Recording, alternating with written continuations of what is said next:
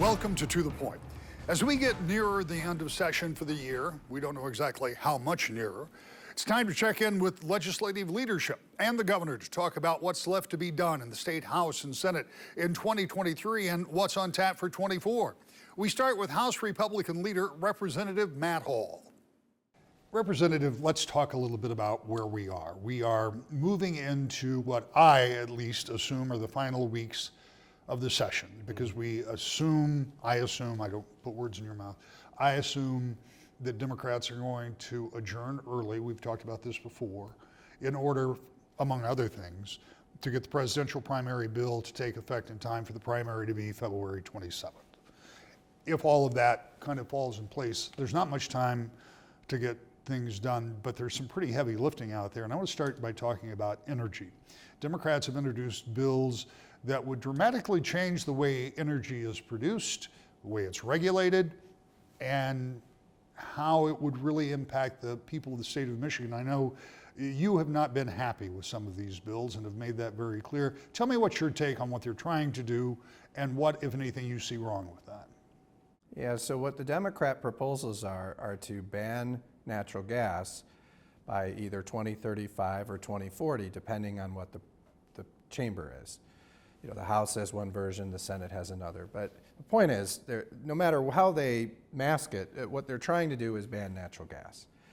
And they want to do solely wind and solar, and in some cases nuclear.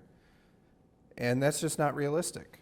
I think it's going to raise energy prices. We saw a recent study by the Mackinac Center that said it'll raise your energy bill 95%. Michiganders can't afford to basically double their energy bill. And in order to meet this plan, what the Democrats are proposing is to take away local control. So the only way you can fit that many solar panels and windmills to get rid of natural gas and coal and all this is forcing our local communities to take them. So Whitmer's proposing, and the Democrats, that you would take the power away from local townships and give it to the Whitmer-appointed Public Service Commission. And then these Whitmer appointees in the state government will be telling your local communities where the windmills and solar panels are going. I represent Kalamazoo and Allegan counties, and we did the math. In order to do this plan, they would need 3 Kalamazoo counties worth of solar panels. That's how many solar panels they're going to have to put in the state to ban natural gas and go 100% green by 2035 or 2040. And so that's why they're doing it that way. They have to take away local control because a lot of these local communities are trying to protect farmland, and they're looking at protecting the character of their communities, and they're just going to have to shove these solar panels down in order to get this plan done in time. Taking away that local control, what impact does that have? Because if you're going to make a dedication of thousands, I guess, acres to solar panels, we already know and we've seen firsthand some of the arguments up in mid-central Michigan where there are a lot of wind-powered, the big windmills up there, but there have been some fights surrounding those depending on which township and where you are.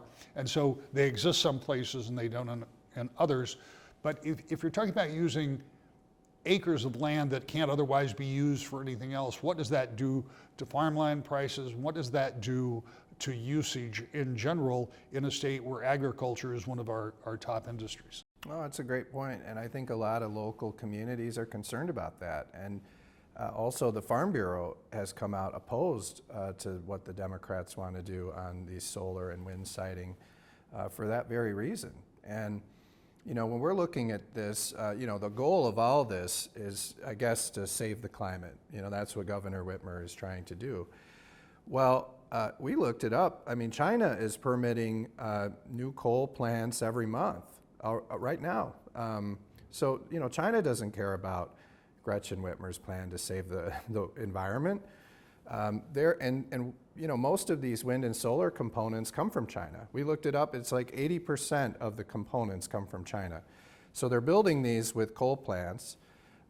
They're taking our money, we're making them rich, and they're raising our energy costs and hurting our reliability. So This is a bad climate plan, and that's why I'm opposed. What are the options for Democrats? I mean, we have seen during the course of this legislative session, particularly early on, where Democrats who control all of the committees could bring bills up that were largely things that Democrats have campaigned on for the last 40 years in some cases. They were able to bring them to the floor, put 56 votes up. Occasionally there were a few more votes, but there were a number of things that were pretty much party line votes, and they were able to pass them out and they become law, even if they don't get immediate effect. We're going to come back and talk about that a little bit more towards the end of the show. But are we at a point now where Democrats are struggling to pull their members together for some of these things that are maybe somewhat beyond what they had campaigned on? Because we've already seen just recently one of the bills associated with the energy bill that went up and didn't have the votes. So do Democrats still have the ability? I know they've still got the votes, they've got the numbers, but do they still have the ability to bring things through and pass them without Republican votes? Yeah, so it's tough because the Democrats have 56 members and they need 56 votes to get something done, which means 100% of the Democrats have to vote for it or they have to find a Republican. And what you're seeing as these far-left Democrats are becoming, and I'm speaking to the far-left members of their caucus, which isn't all of them, but some of them that are more on the extreme left. They're starting to get more bold. So they're saying, if you want our votes on a simple bill, then you must do something like significantly raise taxes on businesses, or allow local governments to set their own minimum wages, or ban plastic bags. I mean, they come up with these far left ideas, and then they try to force them on their leadership in exchange for really small votes. And I think Speaker Tate, who's the Democrat speaker, has put himself in that position by thus far trying to do this with just 56 Democrats.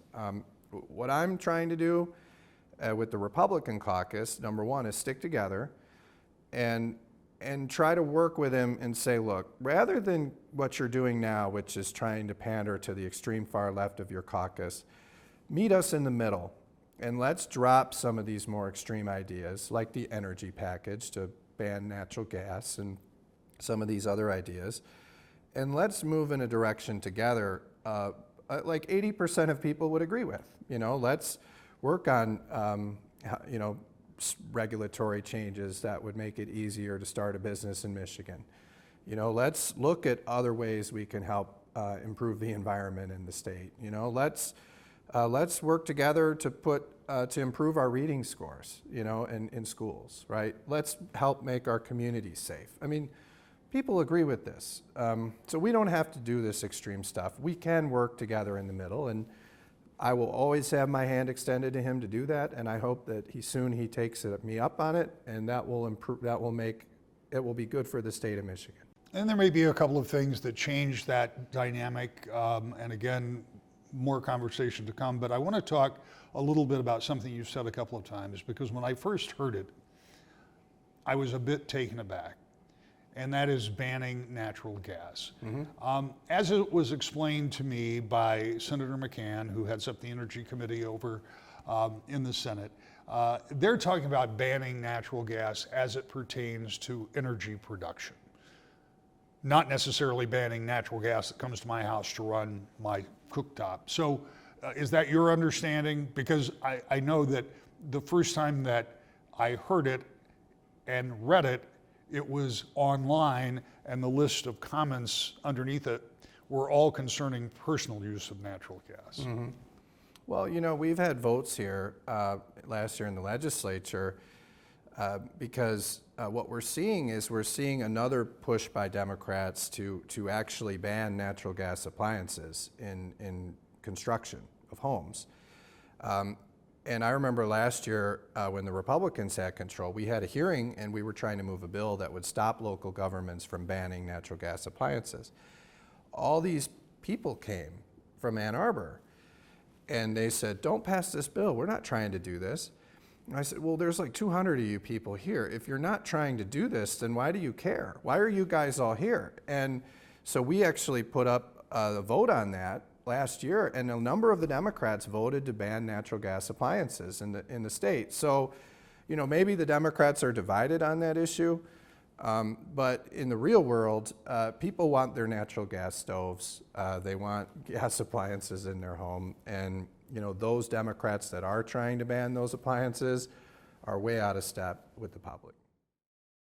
That bill that the leader talked about that would take local control and send it to the state when it comes to wind and solar arrays did fail, but was subsequently called back up for another vote and passed committee after our interview. Our conversation with Representative Hall will continue when we come back to the point. Welcome back to the Point. As the legislative session comes to an end, we're reaching out to the quadrant leaders and the governor to assess exactly what might get done in the final weeks the legislature will be meeting. This week, we continue our conversation with Representative Matt Hall, the Republican leader in the House. Let's talk about another set of bills that has moved out of committee in the House, and that is a group of 10 or 11 bills that Democrats call the Reproductive Health Act. Those bills, and you will correct me if I'm wrong, but those bills largely do away with regulations surrounding abortion. Things, not so much that they are creating a new law or a new statute, but doing away with some of these that have been on the books for years about consent and informing and not being coerced and a number of other things.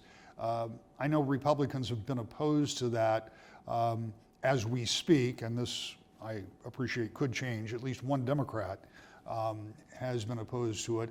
If the Republicans all vote no on those bills, if that Democrat votes no on those bills, then they will die on the House floor. Mm-hmm. As of yet, as we speak now, they have not been brought up, and we don't know what the determination will be. What's your take on what Democrats are trying to do with that set of bills? Yeah, so, you know, we all understand the voters of Michigan voted last year to put abortion, you know, the right to abortion in the state constitution. So where we are right now is the Democrats are proposing to take away, you know, the few protections that still exist. So, when this is reproductive health, and when you're having one of these procedures, it's a medical procedure, we believe that there should still be health and safety standards. And those health and safety standards should mirror other places where you would get a surgery. And what the Democrats are proposing are to remove those health and safety standards. And I think what you're seeing from the Republicans and at least one Democrat is that's going too far. Women have a right to safe and clean clinic to have this procedure done. There are other protections like notifying parents if a minor is considering having an abortion. There's a 24-hour waiting period, so this is a major decision, giving the woman some time to think that through. Those are the issues on the table right now.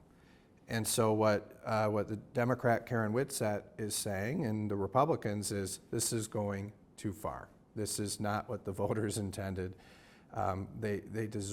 Women deserve to have a safe, clean environment when they're having a medical procedure, just like any other medical procedure.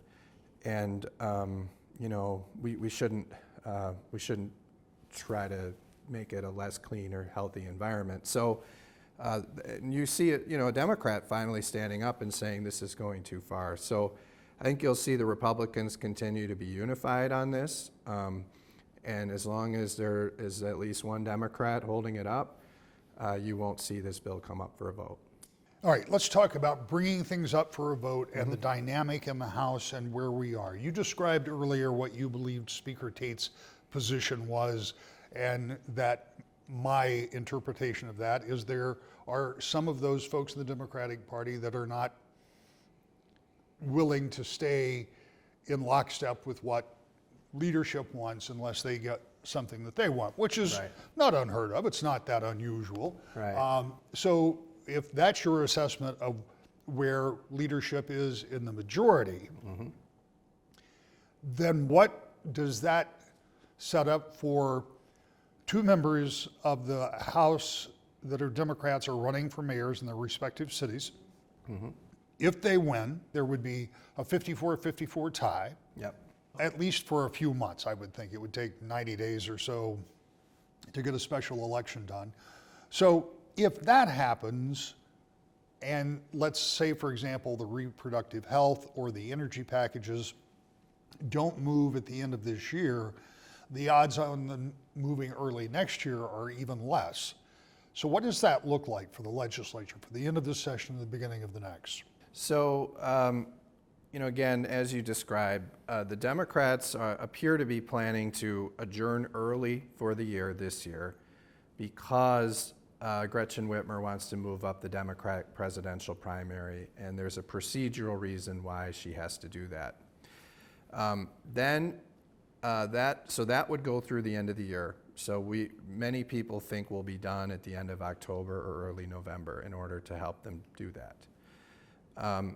Then you're looking at the same time at an election occurring where two Democrats might win other office and leave the House. So that would mean when we come back next year, it's 54-54. And as you described, that could go on until from January to May. It could. Then you start getting into elections and primaries in August and all that. So it certainly looks like we could have an abbreviated year next year. It's interesting, this has happened this year in Pennsylvania. It was 101-101. And the Democrats there just went home and said, we're not going to have session until the special election. So that's one option. I would say based on what we've seen so far from Speaker Tate and the Democrats, that's probably the way they would handle it, is just say, if we can't have our way, we're just going to go home and we're not going to be in session. But I want your viewers to understand that the Republican position on this is we're willing to come to the table and we're willing to work together in the center to do things that are going to improve the lives of Michiganders. So whether it's regulatory reform, making communities safer, improving education, we're going to be there to help people. One of the challenges the Democrats have is, they passed their budget, and you covered that very well on your show week in and week out. They spent all of the surplus. So it was a record-shattering budget, and they spent the entire state surplus. It was $9 billion of surplus. And we didn't see a lot of that go to local roads or public safety or fixing our critical rated bridges. We didn't see a lot of that. We saw it go to pork projects for Democrats. Things like a hip hop academy in Lansing to send your kids to, a meditation center for faculty at the Novi Public Schools, all kinds of things, splash pads, and we spent more on a disc golf course than we did on police recruitment in that budget, okay? So without any money left, we believe the Democrats are moving forward to raise your taxes next year. You're going to see the income tax potentially go back up to 4.25. You see them introducing bills now to raise fees, which is some of the things we're voting on now on small businesses throughout the state. And you're seeing them propose new payroll taxes and things in the Whitmer agenda for this year. So that's why they're having so much trouble, though, is they spent all the money. So before they could kind of keep their members in line by saying, hey, do you want a splash pad? I think they spent millions of dollars on a pool here in Lansing. They're doling out these projects to the members. Well, now they're out of money. And their members now are starting to push back on their leadership. And that's why now is the perfect time to come together, Republicans and Democrats, and start working in the middle rather than on this far left agenda to ban natural gas that is not going to get any Republican votes. This is speculative, but it's something I've been wondering about since that budget was passed. There was a revenue estimating conference, very preliminary to be sure, that said that there might be $3 billion less coming into the state. Yep. If that were true, if that held to be true, and you couple that with the $9 billion, you're looking at a $12 billion swing in a budget. Now, might not be dollar for dollar because some of that money was spent in other processes, but still, is it your anticipation that in an election year, when the budget has to get done, that it is going to be considerably smaller than it was last year?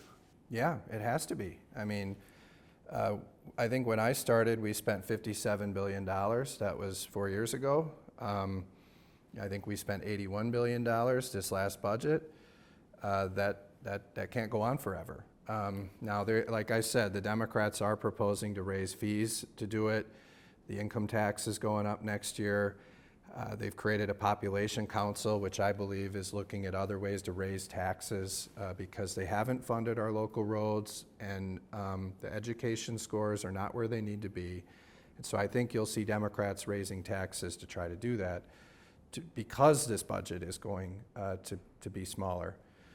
That's a problem. And then when you're looking at what's happening with the Marshall Plan on Ford, they gave $1.7 billion of tax dollars to that project, and they're saying, you know what, we're on pause. We may not come to Michigan because we're not seeing this as a state where you can compete. That's concerning. Is there any possibility that this idea of working together with Democrats actually happens, given that Republicans for so long were in charge and could very much go it alone and did? Is that something that can happen, or is that the kind of thing that politicians who are not in the majority dream about? So I'll just tell you, and you've been around here a long time, the 4 years that I was here in the majority as a chairman, first the chairman of the Oversight Committee, then chairman of the Tax Committee, we had to get Democrats to support our bills. I mean, even then it was 58-52. You needed 56 votes.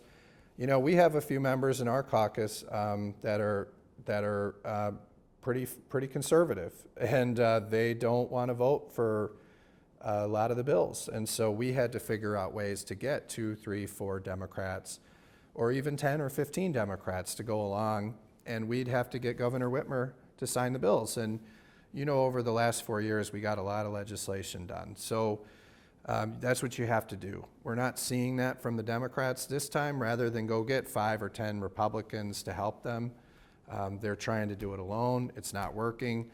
And that's why I've got my hand extended, because I'm willing to work with them, but only if it's on things that'll make our state more competitive and improve the lives of Michiganders. And it's not things on the extreme left or the extreme right.